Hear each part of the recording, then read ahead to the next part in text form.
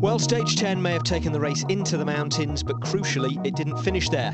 From the summit of the day's third climb, the Col de Mapiblanc, it was a fast chase down to the finish in Pau. Nonetheless, the climbing was difficult enough to trouble the yellow jersey Sergej Hončar, and T-Mobile's priorities were instantly revealed because they were the ones setting the tempo that put him in trouble. Also in trouble was the almost perennially disappointing Iban Mayo, tipped to do well in the mountains year after year and always struggling. When the day's attacks finally settled down, two men were left out front on their own. Juan Miguel Mercado of Spain and the Frenchman Cyril Dessel, who'd built such a lead that he was going to take the yellow jersey. The question was, which of them would take the stage? There is the kite, 1 kilometre from the finish, 40 kilometres into the stage. They went clear with 15 riders. Now 1 kilometre from the end, there are two of them. The one in blue gets yellow. Who gets the stage win? And the way Dessel is looking here at Mercado, he's not going to give in without a fight. Mercado won a stage of the Tour when he was last in it in 2004. That was on Lons-le-Saunier.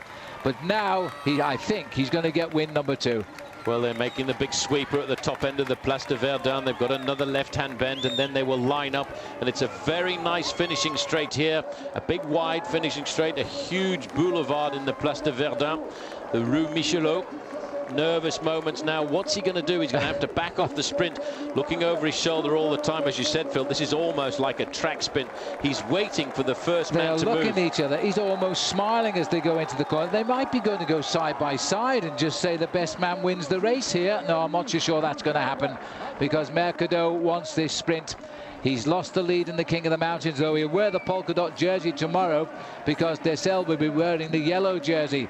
But they both want the stage win, and that tells you just how much credence they put on a stage win in the Tour de France. Who's going to make the first move? You've got to wait. You've got to go very slow when you've been in a long breakaway like this, because you don't have the power to go for 350 metres. They probably won't start till about 250. Here he goes. Mercado was actually looking as though he's pretending he wasn't there, but now he's gritting his teeth and he's going for the line now. Surely he's got the advantage of riding the slipstream of Dessel. Dessel will get second, I think. Mercado will get the win, just like he did at Lons-le-Saunier. Oh, will he? Oh, yes, he did, but that was a super final effort by Cyril Dessel. They both get the same time. Dessel gets the yellow jersey. Yes, in fact, it was another 7 minutes or so before the main field rolled home. In amongst it, the now former race leader, Sergej Hončar.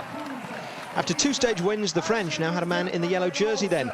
Although if Dessel hadn't wasted time squabbling over the stage win with Mercado, his lead might have been even more comfortable. As it was, he had one of just over 2.5 minutes on his breakaway partner and 3:45 over Hončar.